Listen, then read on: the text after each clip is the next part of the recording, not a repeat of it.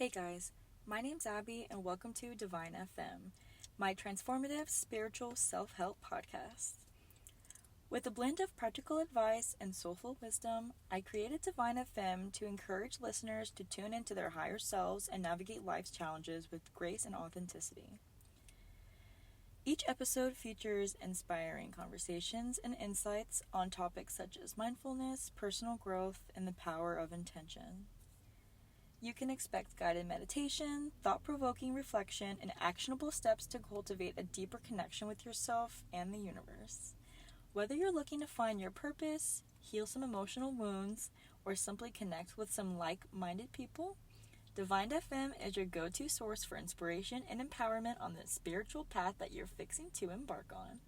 Tune in and let the divine frequencies resonate within you.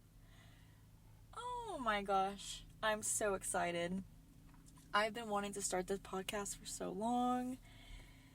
God, spirituality and self-help and just evolving yourself has been on my damn mind and soul for quite a couple of years. It has really changed my life, learning to tune in with myself and love myself and accept myself and evolve myself, really. And I feel like it's so important to share this wisdom with others because I sought this out myself through, self-help books and podcasts and, shows and everything. And it's very niche and a little woo-woo sometimes when I'm talking about it to people because, manifestation, for example, is a hot topic that a lot of people have a misconstrued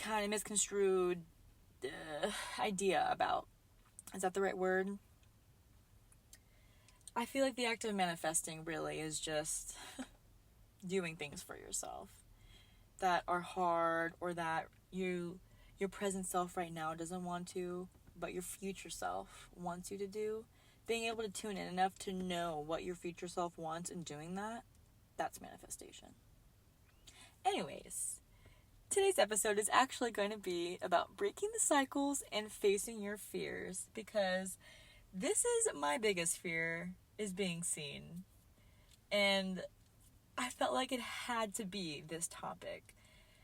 Facing your fears has been on my mind, really, in every aspect of my life. Not only, creating my podcast, but in my personal relationships and with my career and, just everything.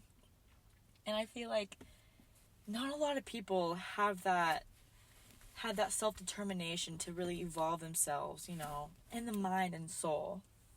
And I'd love to share some of the wisdom I've gathered over the years to maybe push you guys a little bit to help evolve yourselves and your mind, because I promise you going down this path is the best thing I have ever done for myself.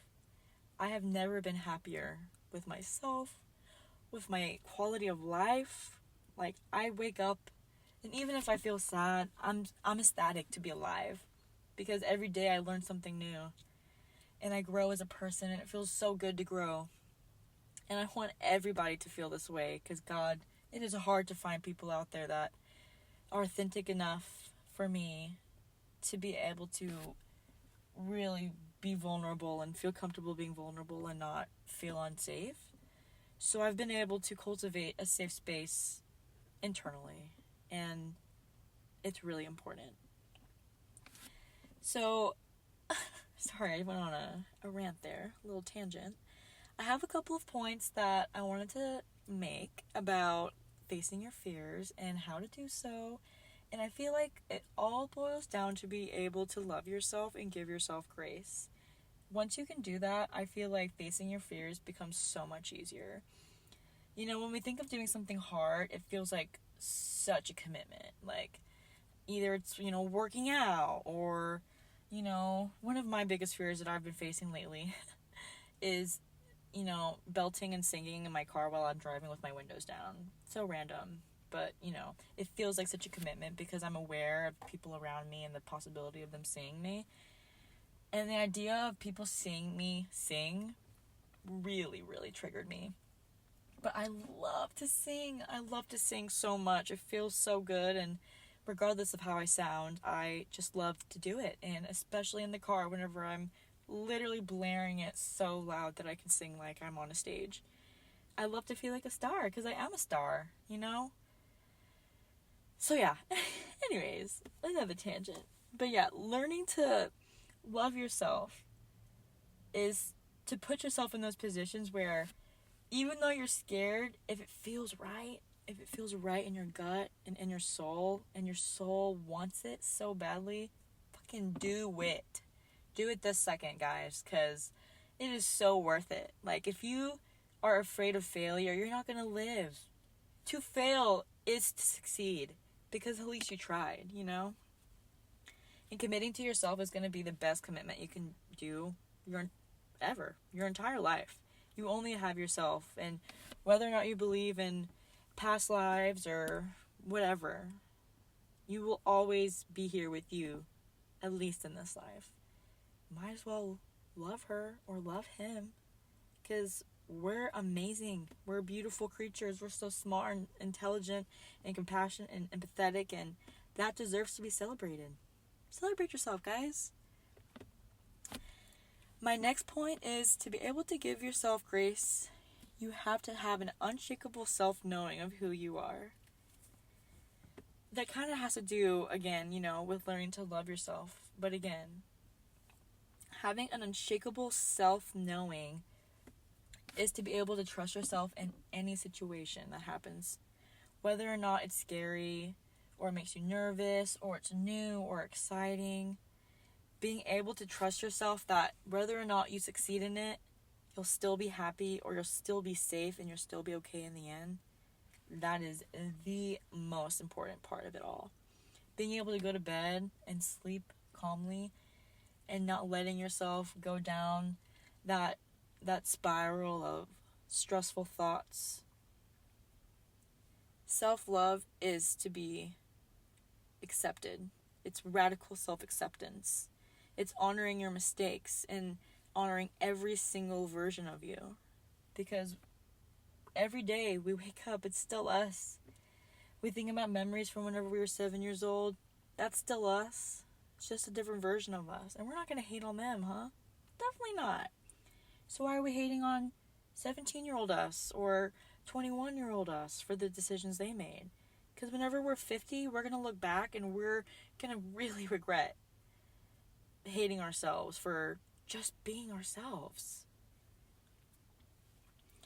I feel like to give yourself grace, God, it feels good. And it's hard. We're so hard on ourselves. And of course it's good to have goals, and it's good to have discipline. And I'm not saying to give yourself grace is to not have discipline, because those are totally different things, I feel like I am working on my sense of self-discipline as well. I started working out again recently, and I've been really inspired, and I feel so good. And, I started doing yoga again, and I can already do a headstand again after only practicing like a couple of days. Like, that takes self-love. Like, I'm going down there and putting all of my weight on my neck and my head, and I'm trusting that I still have the skills and the strength because I've been working on myself to do this and not break my neck. And I did. Felt so good. And I wish everyone could feel those feelings every day. How are we doing? Everyone doing okay? Alright. I'm going to write down, I'm going to say, because I already wrote down, a couple more of my personal fears, just as an example of mine. They don't have to be big fears. And I want you guys to do the same, or at least, mental note them in your head. And see if you can do at least one of those things a day, or one a week. Or just think about it. Put it in your headspace of the possibility of you being able to do that thing. And I feel like the more you think about it, the more you put yourself in that position where you're strong enough and you're safe enough to do it. Just fucking do it. And then see how you feel. So, my other fears, so silly, going on campus in college, I really just would get anxiety because I don't like to not know where I'm going. And I have a fear of asking for help whenever I feel like I should be able to know. So, going on campus is the next one. And then doing what I know / want / need / deserve, even when I feel unworthy. AKA going to the gym or wearing like specific clothing that like maybe I feel like wouldn't look as flattering on my body. I actually have a really good example for that one. I am in this new stage of, God, radically loving myself so much and accepting myself and my body for where I am now. And I ordered this matching set that I really in my head was like, already contemplating my backup outfits because I didn't think it would look good or fit. Tell me why my outfit and my backup outfit looked so slay on me. I couldn't decide which one looked better. I couldn't stop taking photos of myself. I like felt so beautiful.